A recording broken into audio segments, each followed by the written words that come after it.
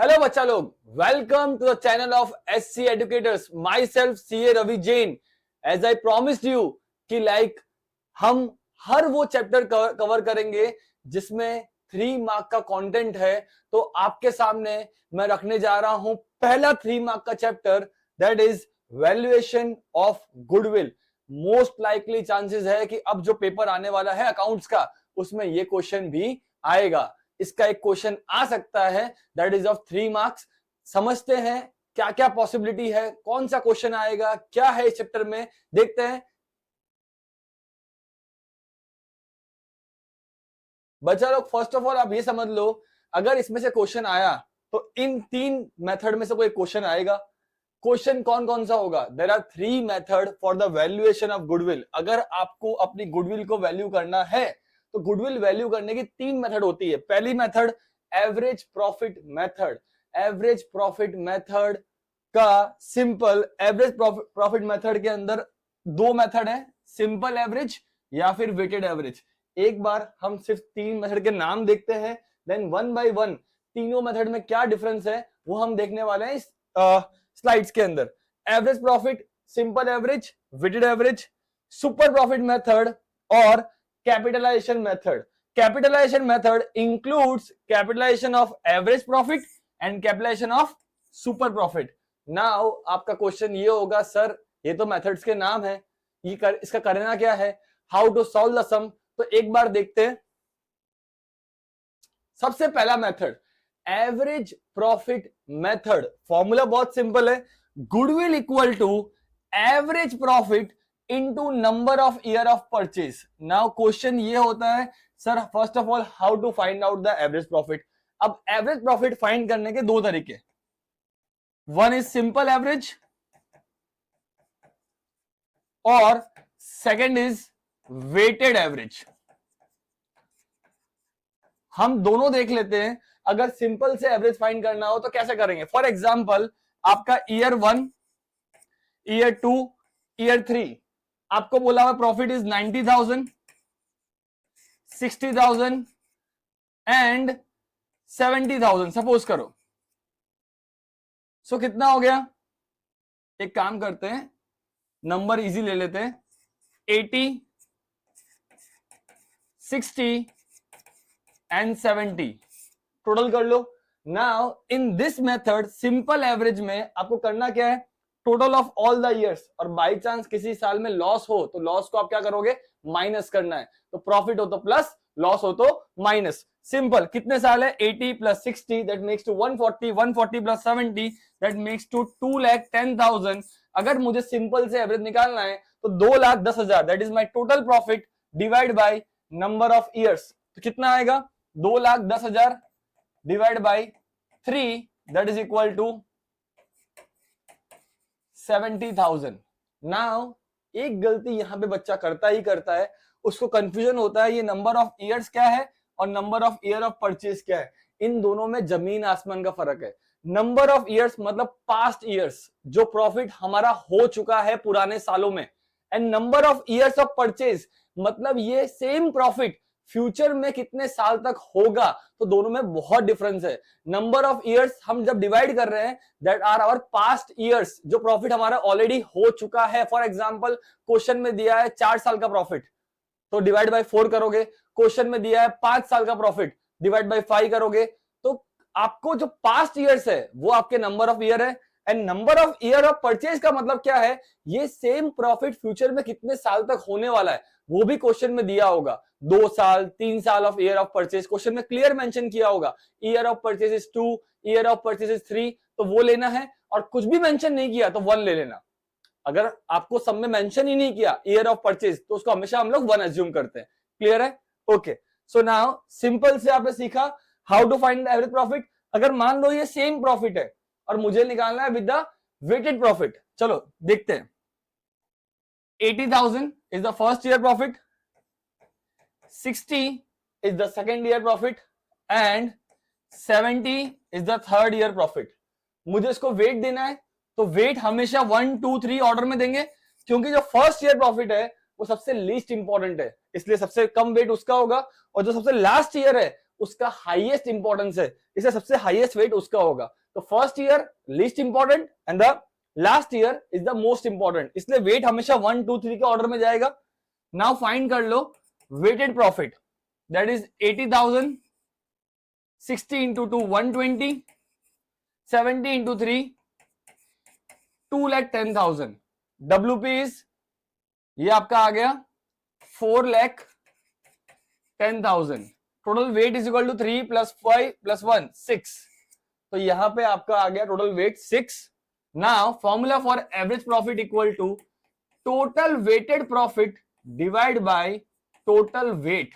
यहां पे क्या था, total profit divide by number of years, और यहां फॉर्मूला क्या है, total weighted profit divide by total weight, that is equal to 4,10,000 divide by, आपको करना है total weight, that is equal to 6, तो डिवाइड बाय 6, जो भी आंसर आएगा that is your average profit. But difference है, सिंपल एवरेज का formula क्या है, total profit divide by number of year, and weighted profit का फॉर्मूला क्या है, total weighted profit divide by total number of weight, that is weight का total कर लेना आपको।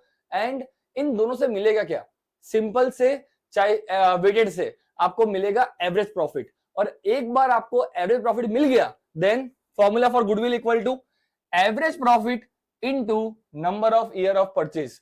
तो क्वेश्चन में क्लियर मेंशन किया होगा कौन सा एवरेज निकालना है, सिंपल के वेटेड, और कुछ नहीं मेंशन किया तो ऑब्वियसली सिंपल से निकाल लो। क्लियर है, तो पहला फॉर्मूला बहुत क्लियर होगा, average profit method, goodwill equal to average profit into number of year of purchase. Number of year of purchase question में दिया होगा। नाउ एवरेज प्रॉफिट के दो तरीके, सिंपल एवरेज से निकालना हो तो total profit divide by number of years past years, और अगर वेटेड से निकालना हो तो total weighted profit divide by total weight, काम खत्म। Okay, now second method, super profit method. एक बार ये समझ लेते हैं what do you mean by super profit. For example, किसी भी बिजनेस में आपने पैसे इन्वेस्ट किए, मान लो मैंने एक बिजनेस में इन्वेस्ट किए 5 लाख रुपए, एंड जब मैं इन्वेस्ट करता हूं तो एक मार्केट का रेट ऑफ रिटर्न होता है कि अगर मैं इस धंधे में इतना पैसा इन्वेस्ट कर रहा हूं तो मुझे इतना मिलना ही चाहिए। मान लो कि मैंने 5 लाख रुपए इन्वेस्ट किए और I am expecting 10% return on that, I am expecting, मुझे लगता है कि मेरा बिजनेस मुझे इतना रिटर्न दे देगा, that is my expected rate of return. तो 5 लाख अगर इन्वेस्ट कर रहा हूं और 10% एक्सपेक्ट कर रहा हूं तो कितना मिलेगा मुझे, ऑब्वियसली 5 लाख का 10% सबको गिनना आता है 50,000 रुपए, लेकिन मैंने एक्चुअल में प्रॉफिट अर्न किया 70,000 रुपीज का, तो माई सुपर प्रॉफिट इज 20,000। जितना मैं एक्चुअल में कमा रहा हूं over my expected profit, that is my super profit. तो सुपर प्रॉफिट का मतलब क्या होता है, the access profit earn over the expected profit, जो आपने एक्चुअल में कमाया है आपकी एक्सपेक्टेशन से ज्यादा, उसको बोलते हैं सुपर प्रॉफिट। तो सिंपल है, फॉर्मूला क्या है यहां पे, goodwill equal to super profit into number of year of purchase. Now question ये आता है how to find super profit. तो सुपर प्रॉफिट इक्वल टू, यहां भी लिखा हुआ है, that is average profit minus normal profit या फिर एक्सपेक्टेड प्रॉफिट। नॉर्मल प्रॉफिट या एक्सपेक्टेड प्रॉफिट एक ही बात है। एवरेज निकालना अभी हमने सीखा, एवरेज आप निकाल सकते हो या तो सिंपल मेथड से या फिर वेटेड से। क्वेश्चन में बताया होगा कि कैसे एवरेज फाइंड करना है, या फिर क्वेश्चन में डायरेक्टली दे दिया होगा what is your average profit, this is my actual profit जो मैंने अर्न किया है। Now expected profit, this was the profit जो मैंने एक्सपेक्ट किया था कि मैं इतना अर्न करूंगा। तो how to find expected profit, that is capital employed into NRR upon 100। NRR मतलब हमारा expected rate of return, question में दिया होगा 10%, 15%, 20%, क्वेश्चन में मेंशन किया होगा। अब क्वेश्चन ये आता है, sir what do you mean by capital employed. Capital employed का मतलब मैंने कितना पैसा बिजनेस में लगाया है, कितना पैसा बिजनेस में लगाया है, that is my capital employed. अगर आपको इजी वे में समझना हो तो समझो, एसेट माइनस लायबिलिटी, ये आपने 11th में सीखा था अकाउंटिंग इक्वेशन में, याद हो तो, asset minus liability equal to capital.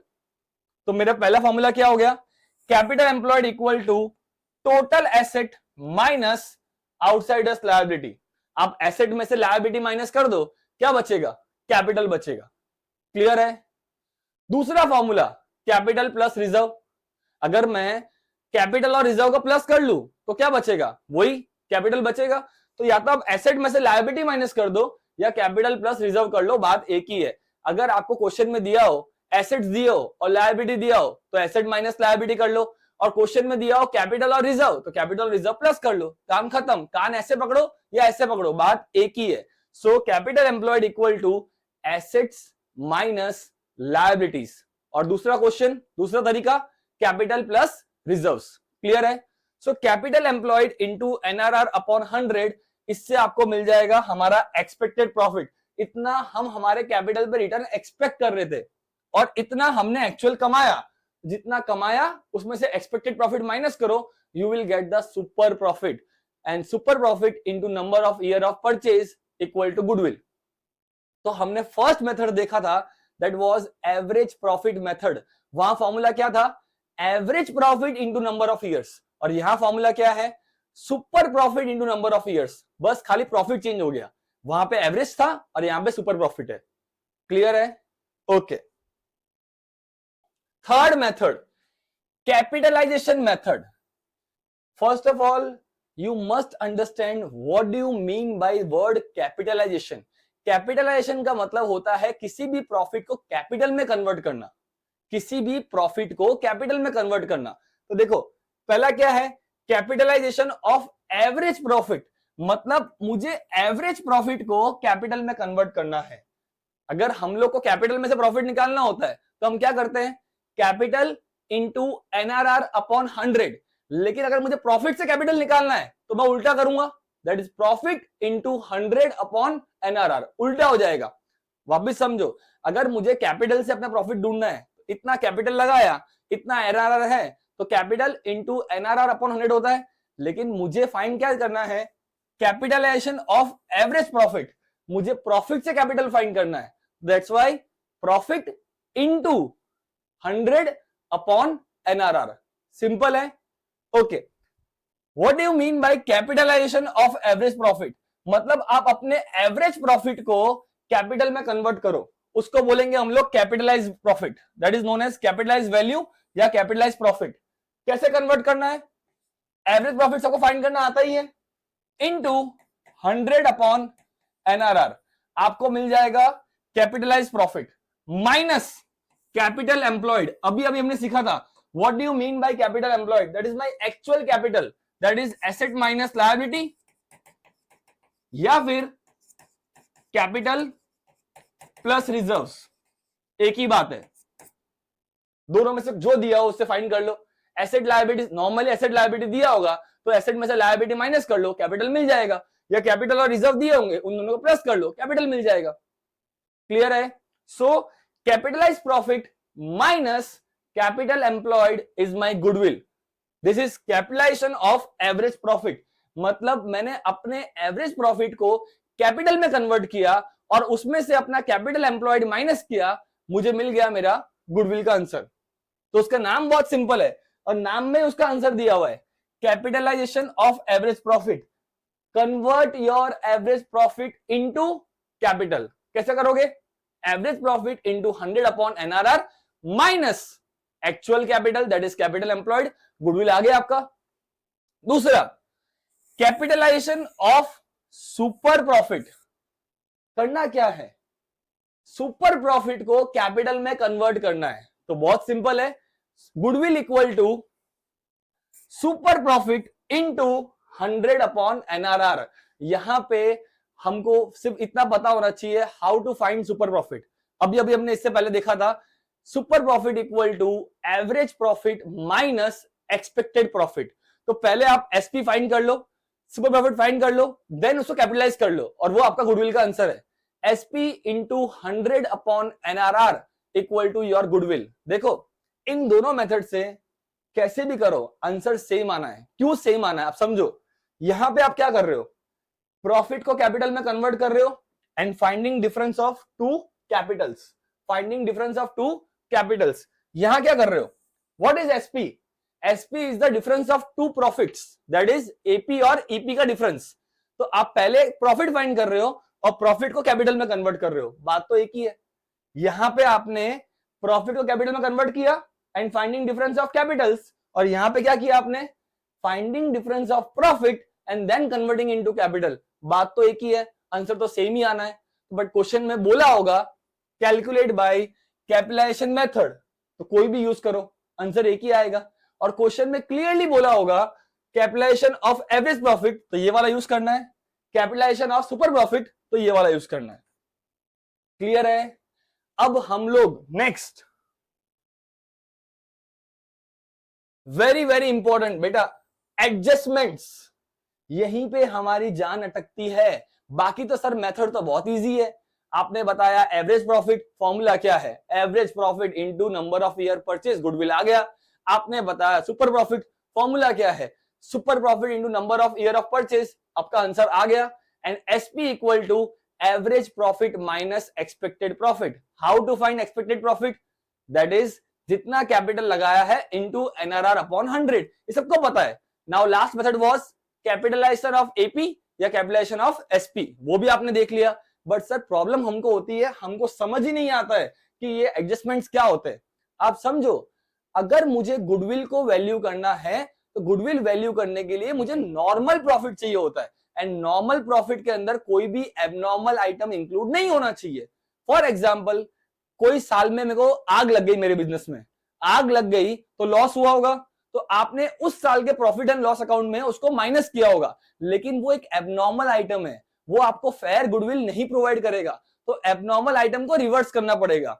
अगर आपने कोई लॉस तब माइनस किया होगा तो आप क्या करोगे, उसको प्लस कर लोगे। तो सिंपल है, एबनॉर्मल लॉस प्लस हो जाएगा। और कोई अगर आपने एबनॉर्मल गेन तब आपने प्लस किया होगा, अब आपको क्या करना पड़ेगा, माइनस। इसका मतलब आप नॉर्मल प्रॉफिट निकालने के लिए एबनॉर्मल आइटम का इफेक्ट रिवर्स कर रहे हो।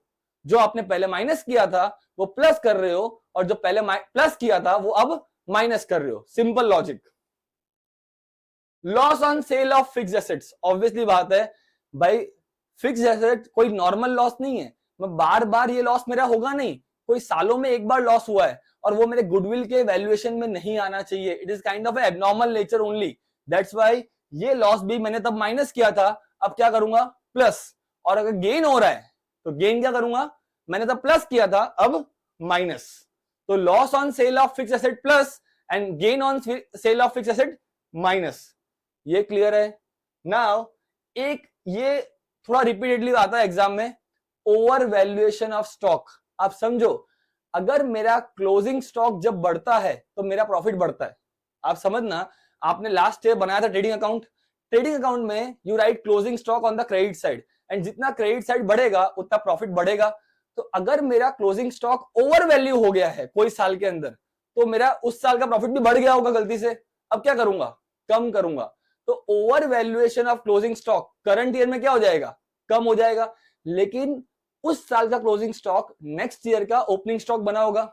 अब बात समझो, ये जो क्लोजिंग स्टॉक है वो नेक्स्ट ईयर में, मान लो 2015 क्लोजिंग स्टॉक ओवर वैल्यू हुआ, तो उस साल का प्रॉफिट कम आपका बढ़ गया होगा, तो आपने क्या किया, उस साल में माइनस कर दिया।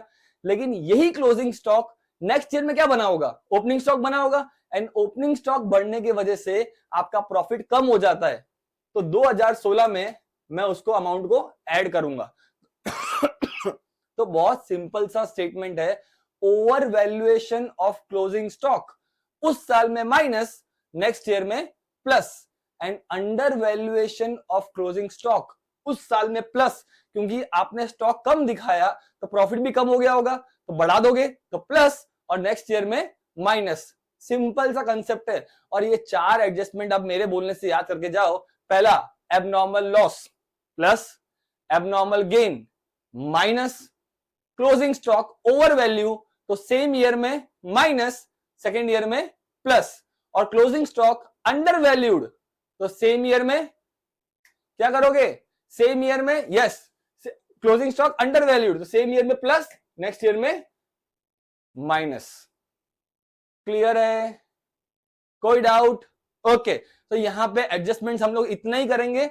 और एक आधा एडजस्टमेंट कभी कभी आ जाता है, कोई जैसे फॉर एग्जांपल रेम्यूनरेशन देना रह गया, किसी पार्टनर को रेम्यूनरेशन देना रह गया, remuneration is a normal expense, अगर देना रह गया तो दे दो ना, अब दे दो तो माइनस, सिंपल। तो ये 4 या 5 एडजस्टमेंट आपको करने पड़ेंगे, एबनॉर्मल लॉस, एबनॉर्मल गेन, फिर क्लोजिंग स्टॉक का ओवर वैल्यूएशन या क्लोजिंग स्टॉक का अंडर वैल्यूएशन, या फिर रेम्यूनरेशन टू पार्टनर्स। ये ही रिपीटेडली पूछते हैं बोर्ड एग्जाम में, 3 मार्क के क्वेश्चन में और कितना ही पूछेंगे ये लोग, सिंपल है, उतना ही करके जाओ। क्लियर है? तो एक बार सबसे पहले अगर आपके क्वेश्चन में इसमें से कुछ भी दिया है तो सबसे पहले क्या करोगे, प्रॉफिट में इसका इफेक्ट पास करोगे, find out the normal profit and then apply the method. आपको जो भी मेथड अप्लाई करनी है, एवरेज प्रॉफिट या फिर सुपर प्रॉफिट या वेटेड प्रॉफिट मेथड, वो अप्लाई करोगे, लेकिन कब, ये एडजस्टमेंट्स करने के बाद। क्लियर है? फाइन। नाउ हमारा यहां पे 3 मार्क का एक टॉपिक कंप्लीट जो बोर्ड में आने वाला है। आपको ये मेथड समझनी है और इस मेथड्स के ऊपर हम लोग कल जरूर एक सम, एक नहीं 3 सम, 2 सम, जितना पॉसिबल होगा हम सम करेंगे। बट उस सम को करने से पहले आई रिक्वेस्ट यू, ये वीडियो पूरा देख के आना। अगर आपने ये वीडियो देखा होगा तो वो सम समझ में आएगा, आपको मालूम पड़ेगा कौन सी मेथड अप्लाई करनी है, कौन सी मेथड अप्लाई नहीं करनी है, कैसे करनी है, सब समझ में आएगा अगर आपने ये पूरा वीडियो देखा होगा तो। क्लियर है? Thank you for this chapter.